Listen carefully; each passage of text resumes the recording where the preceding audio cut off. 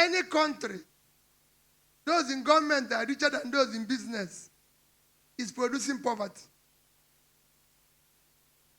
Because a simple definition of money is that it's the exchange of value.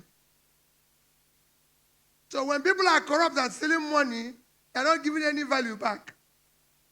So they are producing poverty. So we must use our money to purchase value. That is what we are lacking now. And that is why you have people say to me, oh, you said you're going to regularize or devalue the currency or do this. I say, well, listen, in an organized manner. Because if you remove the illicit money and the criminal money around, you will be able to get the value at the right space.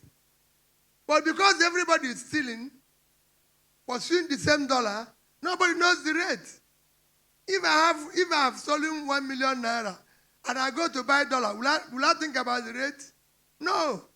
Because for me, it's still part of the stealing that I have. So give me any exchange. But if I'm going to exchange value, I'll ask, if I buy dollar this, will I be able to turn it around? But we have huge illicit money pursuing the dollar. So the rate is irrelevant. And that is what we want to dismantle so that it will work.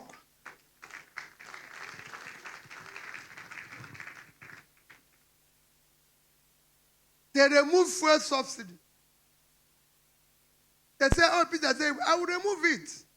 But I said consistently that I first remove the criminality in the subsidy. Because if you remove the criminality, today fuel would have between 500, 600, and dollar have no reason to be above 1,000.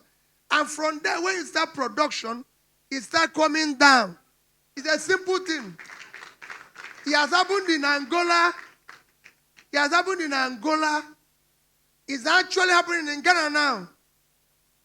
If you follow Ghana, by December, their money was 14 plus something to the dollar. Today it's about 10 something. Because they have now beginning to see a transparent government.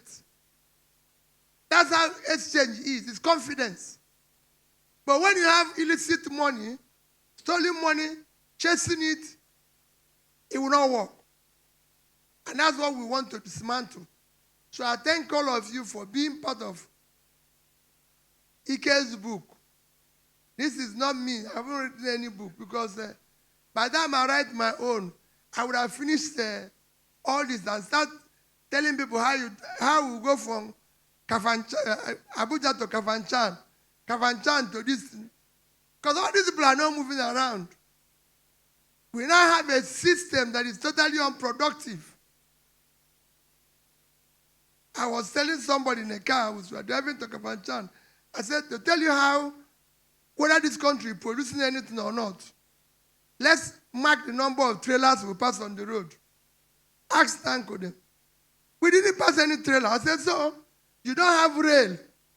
The trailers are not passing carrying goods. That shows an unproductive country.